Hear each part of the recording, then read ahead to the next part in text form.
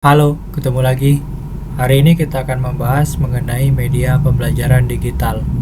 Seberapa pentingkah media pembelajaran digital itu di era modern saat ini? Di era modern, media pembelajaran digital itu akan semakin penting menurut saya. Perkembangan teknologi digital membuka peluang baru bagi proses pembelajaran yang lebih efektif dan juga lebih menarik. Melalui media pembelajaran digital inilah kondisi kelas ataupun situasi kelas akan jadi lebih menarik.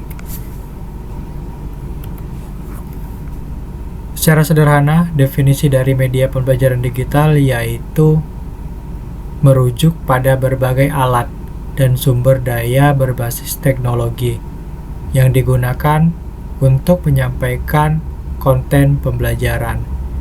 Nah, alat dan sumber daya yang berbasis teknologi itu meliputi yang pertama, perangkat lunak. Contohnya yaitu platform pembelajaran online. Saat ini sudah banyak sekali platform pembelajaran online yang bisa kita gunakan. Kemudian aplikasi edukasi. Kemudian ada juga software simulasi. Kemudian ada yang namanya konten digital. Contoh konten digital di sini yaitu video pembelajaran. Kita bisa mengakses video pembelajaran itu melalui platform yang namanya YouTube ataupun platform media sosial lainnya. Kemudian ada yang namanya e-book. Kemudian bisa juga ke dalam bentuk animasi, audio, dan juga game edukasi. Kemudian yang ketiga ada yang namanya perangkat keras. Perangkat keras di sini bisa berupa komputer, laptop, tablet, smartphone, dan juga proyektor. Kemudian jenis-jenis media pembelajaran digital. Yang pertama, ada yang namanya media presentasi. Media presentasi di sini contoh software ataupun aplikasi yang bisa kita gunakan yaitu PowerPoint. Sudah sangat umum sekali kita gunakan. Kemudian ada yang namanya Prezi dan juga Google Slide. Kalau Prezi ini adalah aplikasi yang berbayar. Tentunya dengan berbayar kita akan mendapatkan fitur-fitur yang lebih baik lagi. Kemudian Google Slide ini adalah aplikasi ataupun software yang memang dimiliki oleh Google. Kita bisa mengaksesnya secara free. Kemudian yang kedua ada yang namanya media simulasi. Ada banyak sekali contohnya yaitu software-software simulasi dan juga game edukasi. Kemudian yang ketiga ada yang namanya media interaktif. Interaktif di sini artinya ada hubungan aktif antara guru dan juga peserta didik. Contohnya yaitu kuis online, kemudian forum diskusi, dan juga platform pembelajaran online. Kemudian yang keempat ada yang namanya media audio visual. Nah, media audio visual ini bisa berupa ke dalam bentuk video pembelajaran ataupun podcast edukasi. Itu adalah jenis-jenis dari media pembelajaran digital. Kemudian manfaat penggunaan media pembelajaran digital. Tentunya media pembelajaran digital ini memiliki segudang manfaat. Yang pertama, meningkatkan efektivitas. Nah, pembelajaran yang lebih interaktif dan juga menarik meningkatkan pemahaman dan juga retensi. Kemudian menjangkau audiensi yang lebih luas. Misalnya, kita bisa menggunakan pembelajaran jarak jauh ketika kita ingin mengajar tapi memiliki keterbatasan oleh jarak. Kemudian yang kedua yaitu fleksibilitas waktu dan juga tempat. Kemudian yang ketiga kita dapat memberikan pengalaman baru. Nah, pembelajaran yang lebih personal, konten-konten media pembelajaran yang interaktif tadi dan juga inovatif tadi akan memberikan sebuah pengalaman baru bagi pada peserta didik dengan menggunakan metode yang beragam. Kemudian, karakteristik media pembelajaran digital yang efektif. Nah, media pembelajaran digital yang efektif harus memenuhi beberapa kriteria penting. Yang pertama, harus ada yang namanya interaktivitas. Yang dimana interaktivitas ini memungkinkan siswa ataupun peserta didik berpartisipasi aktif dalam proses pembelajaran. Kemudian yang kedua ada yang namanya relevansi. Apa itu relevansi? Artinya konten yang sesuai dengan kebutuhan dan juga kurikulum pembelajaran. Biasanya ini menyesuaikan dengan topik materi yang dibahas. Kemudian yang ketiga ada yang namanya aksesibilitas. Nah, media pembelajaran digital ini dimungkinkan agar mudah diakses dan juga bisa digunakan dengan mudah oleh para siswa ataupun peserta didik dari segi teknologi maupun konten.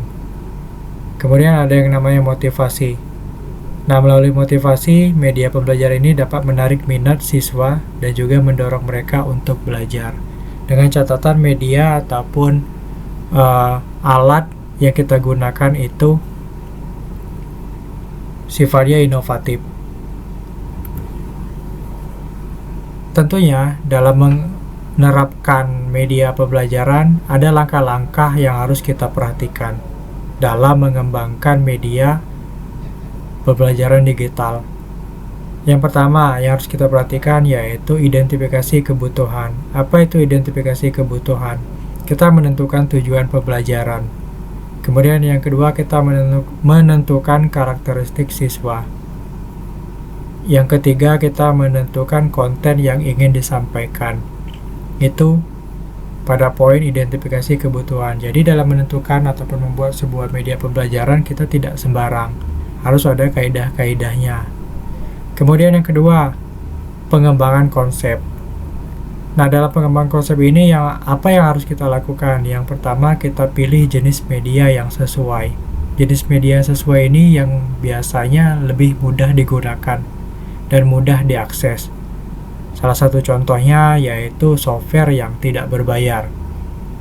Misalnya, itu PowerPoint. Kemudian yang kedua, dalam pengembangan konsep ini kita harus memperhatikan yang namanya desain konten. Desainlah konten tersebut semenarik mungkin. Kemudian yang ketiga kita menentukan metode pembelajaran. Nah, kita menentukan metode pembelajaran yang memang cocok sesuai dengan kondisi lapangan, karakteristik siswa, dan juga karakteristik dari media yang akan kita gunakan. Kemudian yang ketiga kita pembuatan prototipe. Nah, buat prototipe media, kemudian uji coba untuk memastikan fungsionalitas dan efektivitas dari media yang akan kita kembangkan. Kemudian yang keempat, kita lakukan evaluasi dan revisi. Setelah kita membuat prototipe, tentunya kita menguji cobakan. Nah, hasil uji coba inilah sebagai bahan evaluasi dan juga revisi kita terhadap media yang akan kita kembangkan. Setelah kita evaluasi dan revisi, baru tahap yang kelima yaitu implementasi. Terapkan media pembelajaran digital dalam proses pembelajaran atau nantinya kita bisa melihat hasil dari pengimplementasian media pembelajaran tadi. Itu langkah-langkah dalam mengembangkan media pembelajaran digital. Nah, dalam menerapkan media pembelajaran digital tentunya kita memiliki tantangan dan solusi dalam implementasi media pembelajaran digital. Yang pertama, tentunya yang menjadi tantangan adalah akses teknologi. Bisa jadi kesulitan akses terhadap perangkat dan juga internet, terutama di daerah yang terpencil. Kemudian yang kedua, ada yang namanya kesenjangan digital. Misalnya perbedaan kemampuan dan juga literasi digital. Karena tidak semua peserta didik ataupun siswa memiliki kemampuan media pembelajaran digital.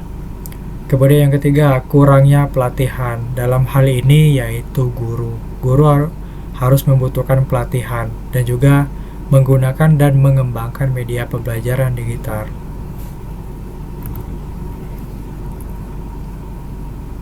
Baiklah, kesimpulan dari materi hari ini yaitu media pembelajaran digital ini memang sangat berperan penting dalam peningkatan kualitas pendidikan di era modern.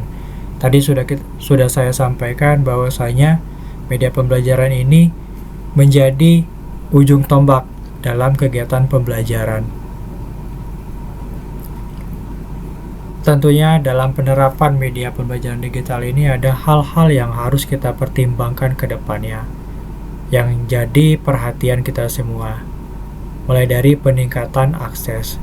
Dalam hal ini kita bekerja sama dengan pemerintah berupaya untuk meningkatkan akses terhadap teknologi dan juga infrastruktur digital. Kemudian ada yang namanya pelatihan guru.